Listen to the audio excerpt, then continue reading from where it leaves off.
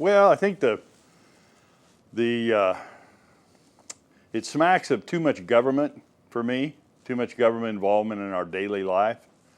Obviously, once a week we want to have our trash picked up. I think we're going to end up with some unintended consequences, and I think we're seeing it now with trash being put in places where it shouldn't be. Trash is being left at the recycle sites around town. And so I'm afraid that, this idea was not thought out the way it maybe should have been or could have been.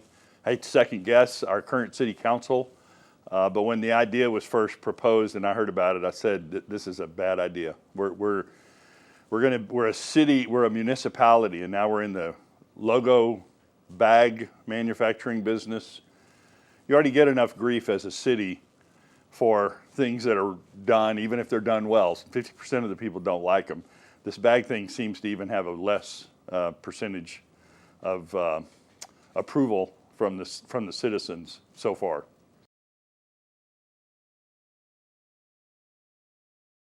So I personally would love to see the roll carts at my house. I have a flat driveway. I have a place to store them. So personally, I love the roll carts.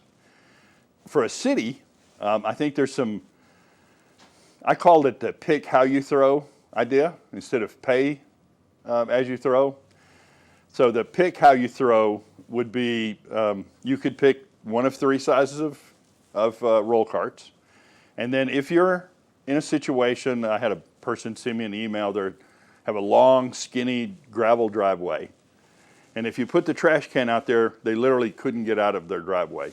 There are going to be some situations where it's just not going to work. We're going to have to come up with other solutions.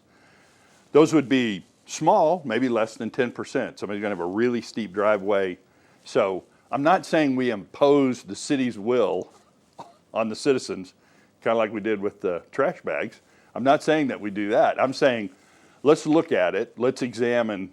Tell me which neighborhoods, which streets, which houses would have these issues, and let's come up with an alternate solution for that. In general, though, and I don't know what percentage, 75, 85% of the people, I think roll carts would serve them well. And it's done in so many major cities. It's not like we're inventing that. We're not taking on a system that's not proven. It's already been proven. It has its issues. It has its issues without a doubt. But trash pickup, trash collection, the solid waste department, none of that's glamorous, none of it's easy. We're throwing away our waste, we stick it out on the corner. There's no really good way to do it. There are some ways that might be better than others, and I believe the roll carts might be that way.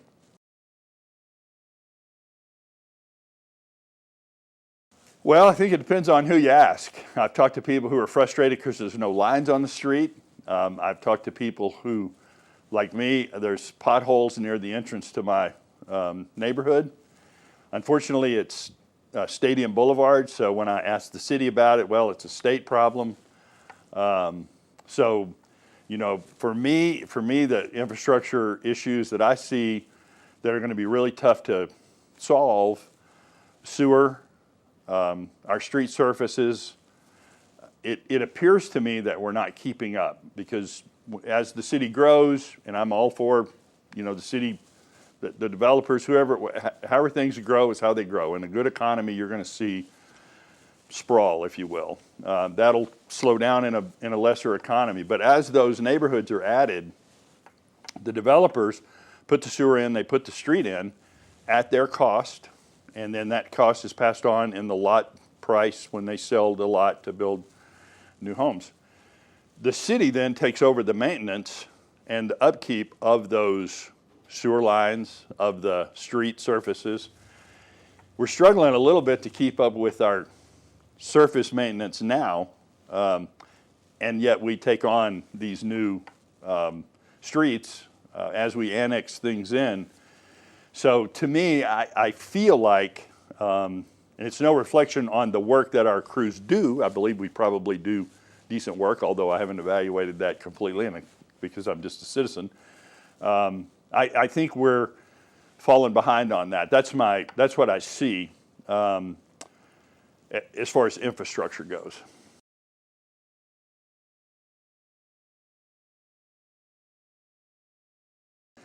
So I know Stephanie Browning has been second guessed on every turn, and God bless her for that position. And I'm not a physician, nor is most of the citizens of Columbia. So I'm not second guessing anyone on their professional opinion, their medical opinion on the virus, on what the issues are with the virus, because I have no idea.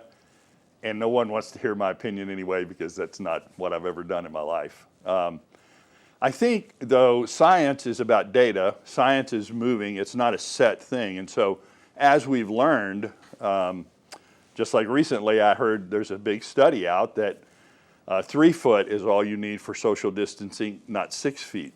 And so we picked 6 feet. Someone did, not Stephanie Browning, but someone nationally picked 6 feet. But we've spent a year, and as data comes in, as you study the statistics, I feel like we could have been a little more pliable. And so I had offered up an idea, which the feedback I got was, well, that's not simple, but that's okay. I don't know why it would have to be simple. But it was the small business COVID metric. And so you would take the hospitalization rate, the positivity rate, and the vaccination rate, and create a number, just like you would for smog. If you're in a large city, they have a smog number. And so when that rating gets to a certain point, you take extra precautions because the smog would be dangerous. So create some kind of a number, some metric, so that we could all see we're either heading down or we're heading out. And if we're heading down, then we could encourage each other, hey, let's make sure we all wear our masks. Let's do whatever we know to be proven to help stop the transmission of the virus. That wasn't done, and so we wait sort of each month when the health director is going to come and stand in front of the podium, and everybody's going to be there, and they're going to let us know how much freedom we get back. That's the way it feels. I know that's not what they intend, but the way it's received, I don't think there's an awareness that it's not coming across. The citizens feel sort of rebellious about that, and so you've got to be mindful of that. Now, the fact is, that same group of people that it sounds like I'm second guessing have also kept us safe, and our community fared well, maybe better than some others. But I still think there's a user experience that has to be examined, and I'm not sure, if I was going to second guess anything, that's what I would examine, is how the citizens have received this, and the awareness of the health department and the current city council and the mayor on how the city is receiving it.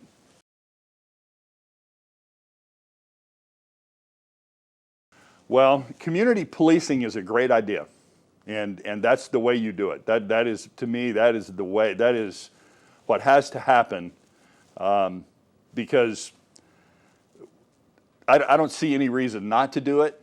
The last thing you want is people driving by with sirens on their car and you don't know who they are. If you're in a community where crime might be an issue, you would want to know who those officers are.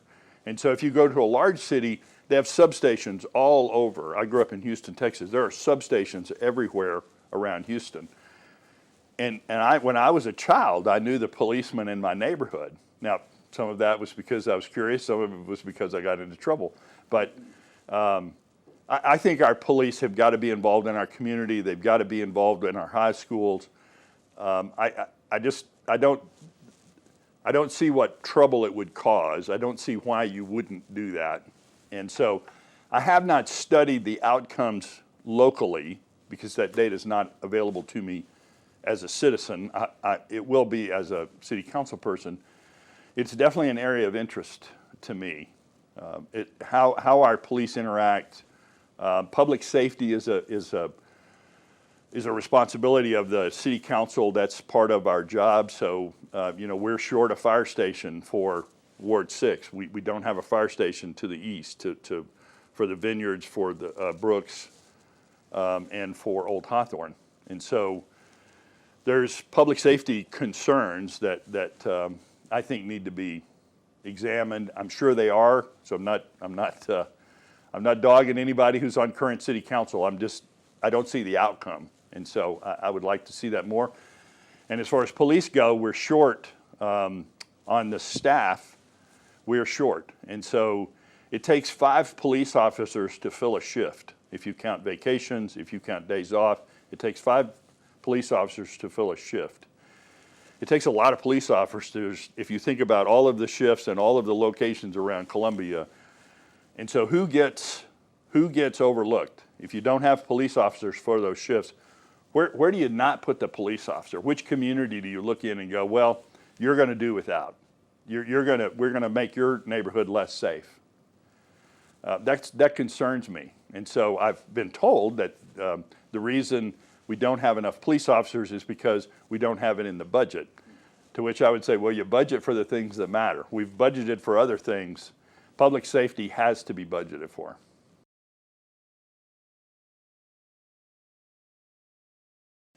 So I believe the city needs a comprehensive audit because I believe the citizens of Columbia believe the city needs a comprehensive audit. And so if I told you there was a bear in the window over there, you said, no, there's not. If I believe it, I think that's true. You're not going to convince me that it's not.